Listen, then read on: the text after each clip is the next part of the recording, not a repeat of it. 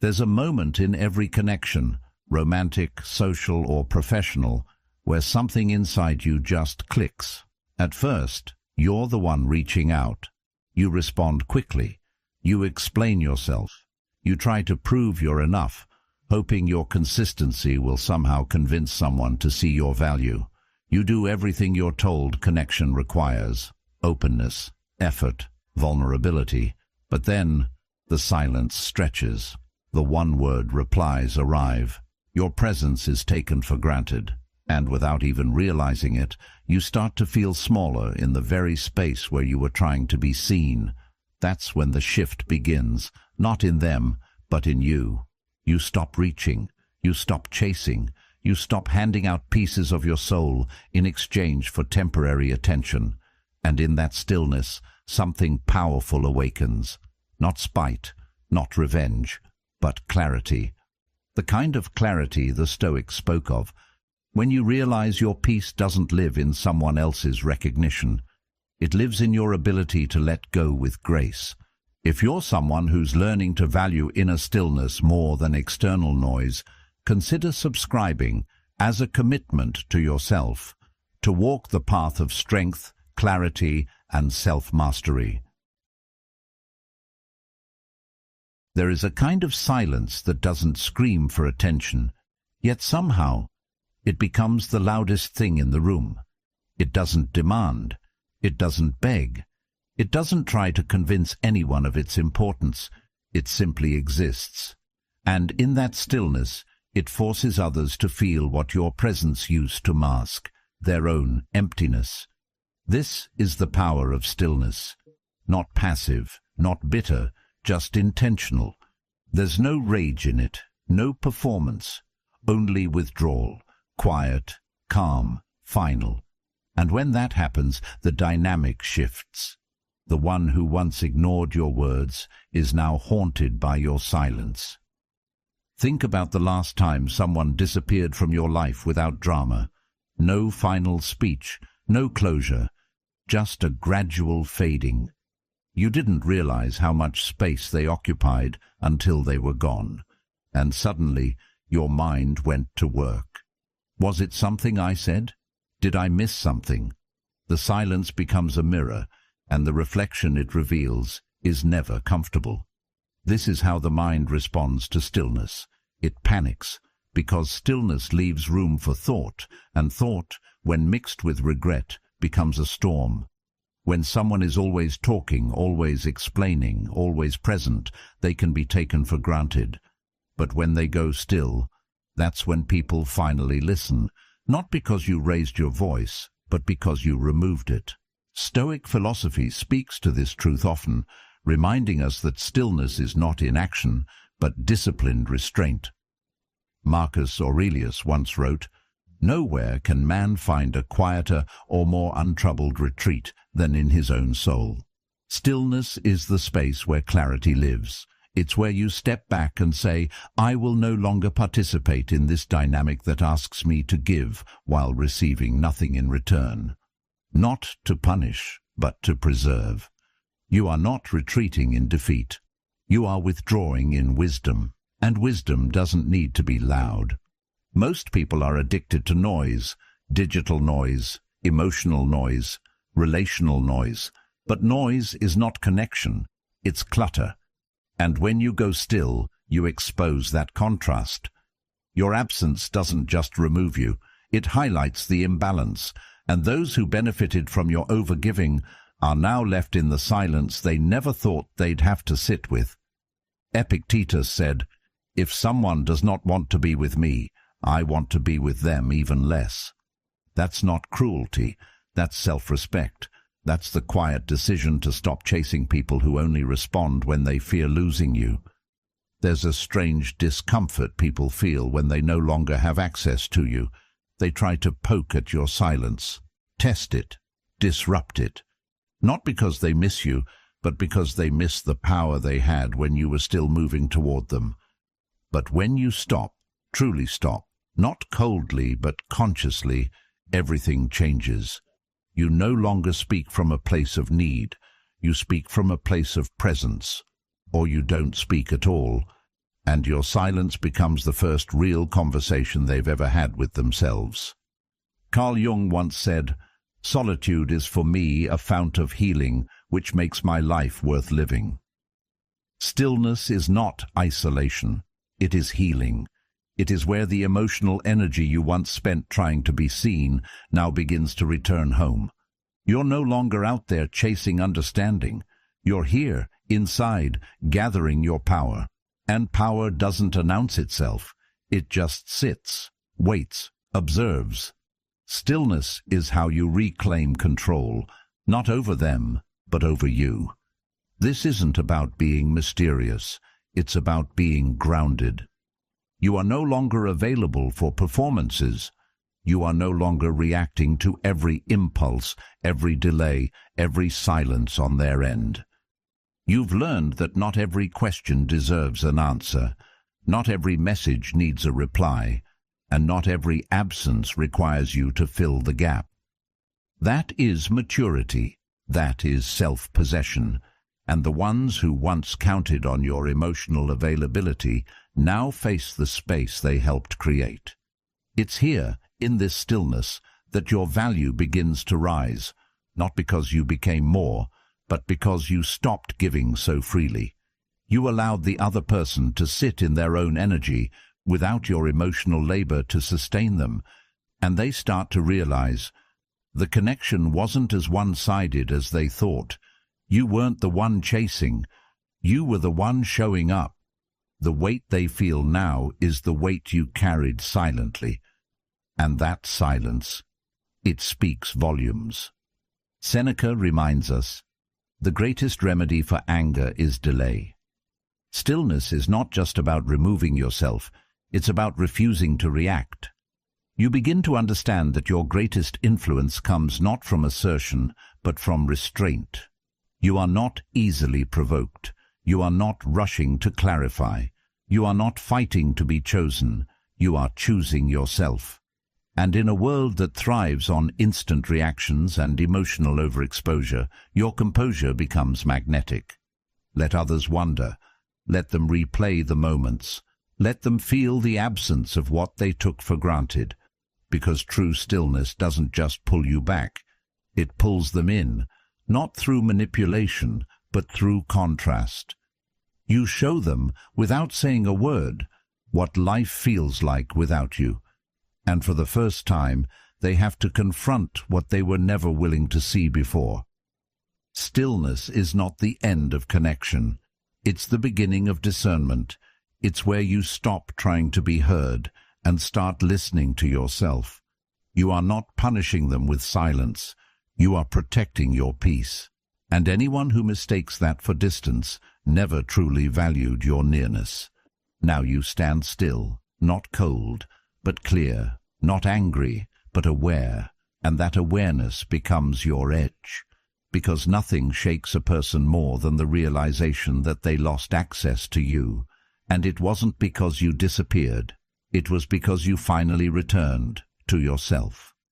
Attachment is a quiet thing. It rarely announces itself. It doesn't ask for permission, and it doesn't need acknowledgement to grow. It simply builds itself in the background, woven into the rhythms of your replies, your laughter at their half-formed jokes, your reminders, your patience, your presence. And because it's so constant, so unshakably consistent, it begins to feel like a given, like something that will always be there, until it's not. And that's when the silence hits differently, not as peace, but as absence. The truth is, most people don't realize how tethered they are to your presence until it disappears. They don't notice the weight you were carrying for them until you set it down. Your loyalty became invisible, your emotional labor unspoken, and yet they depended on it, deeply. That's the irony of human nature. The things we depend on most, we often value the least, until they're no longer ours. What once felt ordinary becomes rare, and the one they barely noticed starts to echo in everything. You were always there, checking in, showing up, filling in the emotional blanks they never asked about, but always expected you to understand. and they got used to it. Your consistency became background noise. Your generosity was filtered through the lens of expectation. You made them feel seen, but they stopped seeing you. And then you stopped. Not out of anger, not to make a point. You just stopped because something inside you went quiet and realized this isn't being returned. And that's when everything changes. They don't immediately feel the loss. At first it's just a faint shift in the air, a missed message, a longer pause, less warmth in your tone.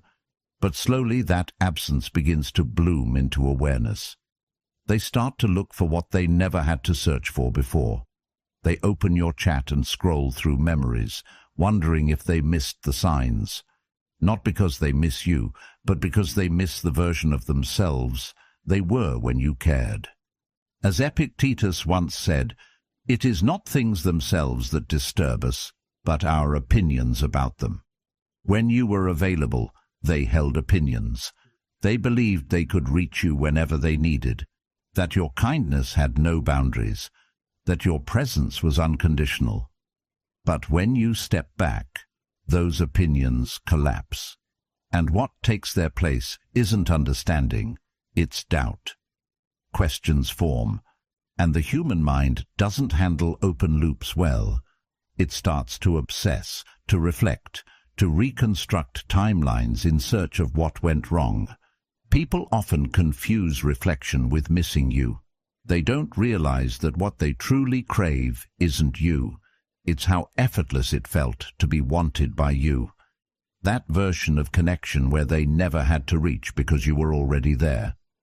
That ease, that emotional safety, that invisible thread that held everything together, without them ever noticing the knots you were constantly tying just to keep it from unraveling.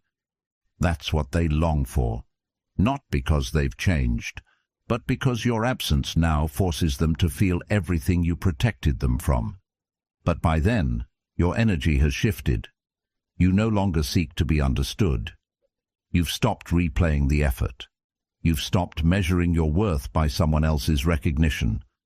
You understand now that true connection doesn't require you to disappear in order to be seen. And as you detach, something powerful begins to happen, not to them, but to you. You begin to notice all the ways you gave more than you received. You remember the days you confused being needed with being valued, and you forgive yourself for not noticing sooner. When you stop offering access, people begin to remember how rare it was to have it. They remember how your presence made them feel secure, how your voice calmed their chaos, how your belief in them made them believe in themselves. And now that it's gone, they start searching, not just for you, but for that feeling. But here's the truth. They won't find it in someone else, because it wasn't about the attention. It was about the intention. And your intention was never casual. They may come back, yes, they often do, not because they suddenly see your worth, but because they now feel the emptiness you once filled. But what they'll find is a version of you that no longer fits the role they remember, not colder, just clearer, not angry, just unavailable. And that clarity will feel like distance, but it's not distance. It's healing. It's you no longer shrinking to be digestible. Attachment, once broken, doesn't return the same. It either deepens through mutual growth or dissolves into a memory. And the ones who come back hoping for the past are often met with a silence that says, "That version of me no longer lives here." Because once you've detached from needing to be seen, you no longer accept being overlooked. Chasing always feels noble at first. You tell yourself it's about care, about effort, about showing that you're willing to fight for what matters. But quietly, underneath the surface, something else is happening. Every time you overextend, you're whispering a message you may not even realize you're sending. I need something from you that I can't seem to find in myself. It's subtle, it's unspoken, but it reshapes the entire dynamic. And in that space, the one you're chasing doesn't see devotion, they see leverage. What should have been mutual becomes unequal, Not because they're better, but because you lowered yourself in the process of proving your worth. That's the sting. Not that they didn't see you, but that you had to try so hard to be seen, that you watered down your self-respect just to keep their interest.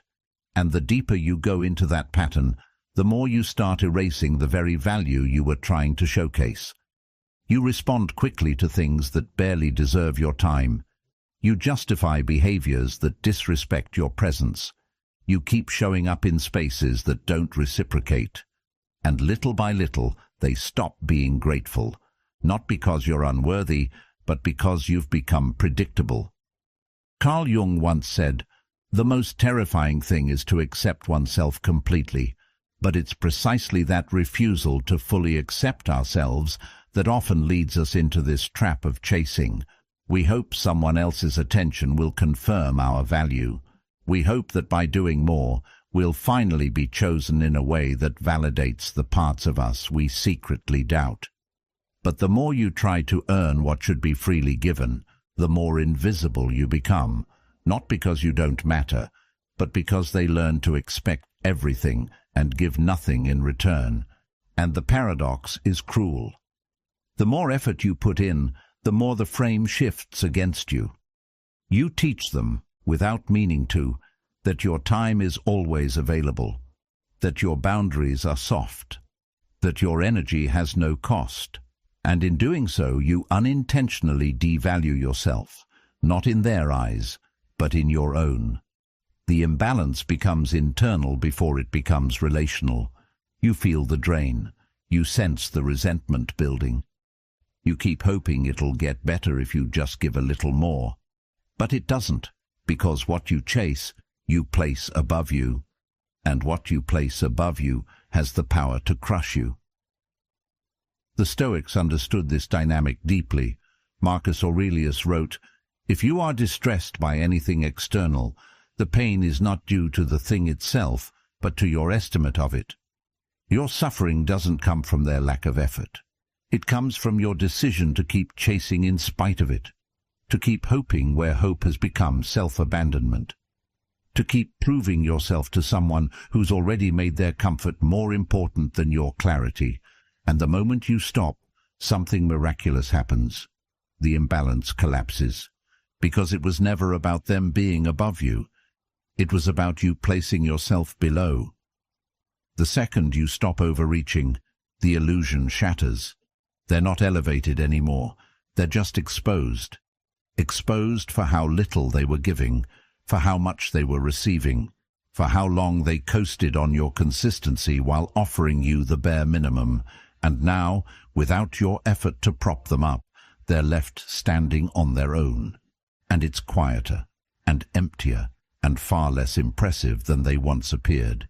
You begin to see how chasing masked the truth, that you were carrying the connection, that you were doing the emotional heavy lifting, that your presence was the glue, and without it, the whole thing starts to unravel.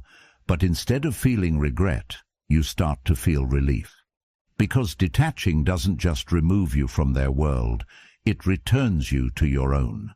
You're no longer waiting on their recognition to feel seen. You're no longer desperate for their response to feel heard. You're no longer shrinking yourself just to keep a conversation going that you didn't even start. Seneca once wrote, "No person has the power to have everything they want, but it is in their power not to want what they don't have."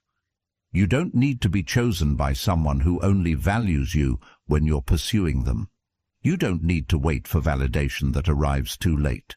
What you need is to recognize that anything built on imbalance cannot sustain itself. That respect, when begged for, turns into pity. And no one wants to be pitied. When you finally stop chasing, you begin to see what was never real. The conversations that only happened when you initiated. The connection that only existed when you held it together. The relationship that was only alive because you kept breathing life into it. And with each step back, clarity returns. You realize that your worth was never missing. It was just hidden beneath the weight of your own overgiving. You thought you were being strong, loyal, committed, but what you were being was drained. And now you're done. Not bitter, not broken, just done. Because peace doesn't live in proving, it lives in presence, and you've come home to yours. So when they finally notice your absence, when they try to reach back, to reclaim the attention you used to give so freely, they'll find someone new. Not because you became someone else, but because you finally stopped being less of yourself for the sake of being more to them. And that quiet shift, that's the real power. Silence isn't weakness, it's not avoidance, it's not the lack of something, it's the presence of something deeper, something stronger, something most people are too noisy to recognize. It isn't about turning your back on someone to prove a point. It's about turning inward to remember your own. Silence is not what happens when you run out of words. It's what happens when you no longer feel the need to explain yourself to people who were only listening to respond, not to understand. In a world that celebrates constant engagement, silence becomes radical. It's not passive, it's precise. It's not a retreat, it's a redefinition of space. When you stop speaking, stop justifying, stop over-explaining your soul to someone who's not even paying attention, that silence becomes louder than anything you ever said. It doesn't need punctuation, it doesn't need a caption, it just sits there, calmly, exposing every crack in the connection that your words used to cover up. And here's the thing, that kind of silence doesn't just leave people with absence, it leaves them with themselves. That's the part they're not ready for. Your silence becomes a mirror, and when there's no more noise to distract them, they start to hear things they've been avoiding. They replay your last message. They dissect your tone. They read into pauses that were never there before. They fill in the blanks with their own guilt, their own fear, their own regret. And they become haunted, not by what you said, but by what you didn't. This is where the obsession starts. Not when you spoke up, but when you stopped. Because as long as you were explaining, they could stay comfortable. But now that you're silent, they have to ask the questions you used to answer for them. And that's what most people are really afraid of, being left alone with the truth. Carl Jung once said, "People will do anything, no matter how absurd, to avoid facing their own soul. And your silence removes all their distractions. It forces them to hear what was always there, but buried under the sound of your constant effort. Your effort to fix, to clarify, to soften the discomfort of their indifference. But now, there's just space. And in that space, the weight of their neglect becomes undeniable. You're not going silent to punish. That's not strength. That's pride. This isn't about revenge. It's about restoration. You're not retreating because you're angry. You're pausing because you finally realized that not everything deserves your energy. Not every conversation is sacred. Not every connection is worthy of being salvaged.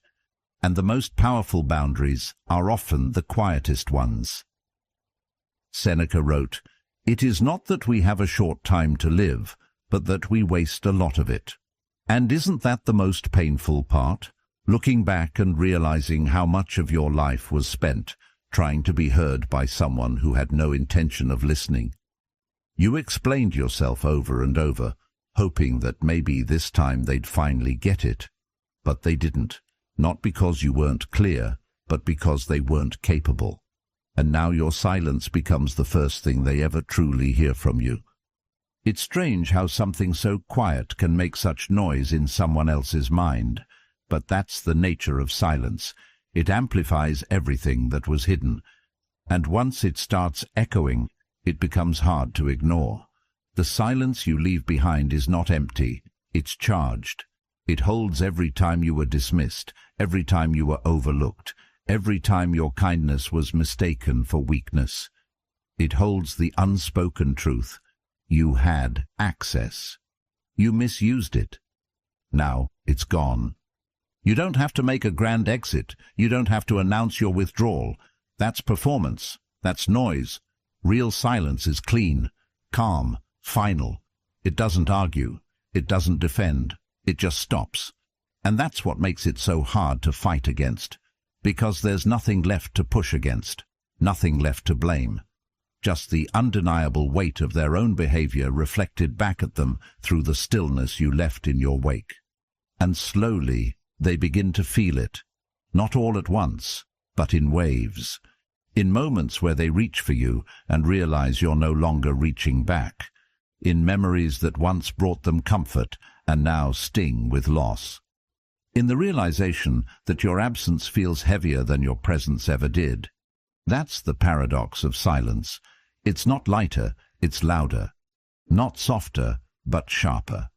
Not distant, but intimate in the way only reflection can be.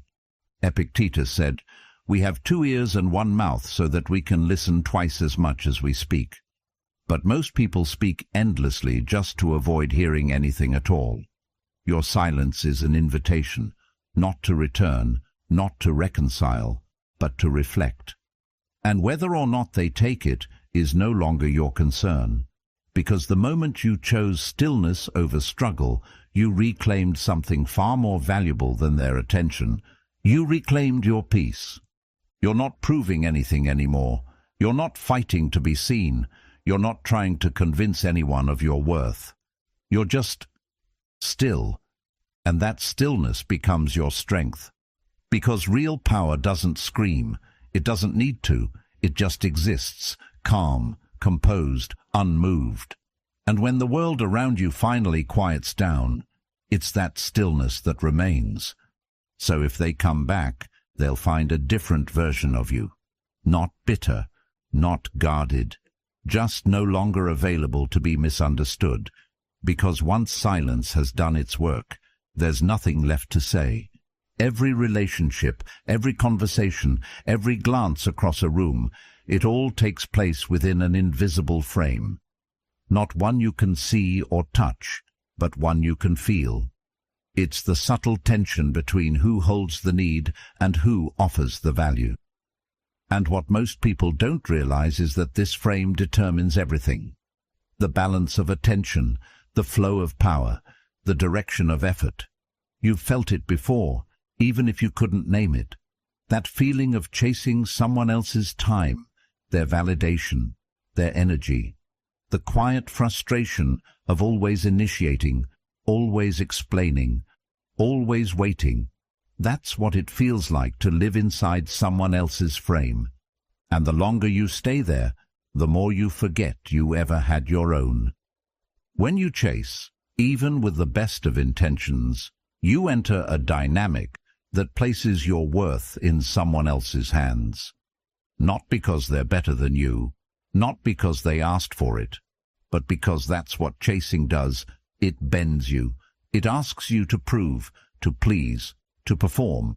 It puts you on edge, makes you guess, leaves you second-guessing your words, your timing, your presence.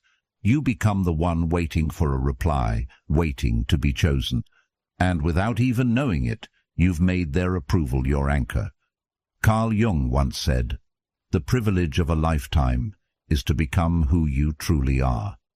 But you can't do that when your identity is built inside someone else's frame. You can't know who you truly are if your worth keeps rising and falling with someone else's attention.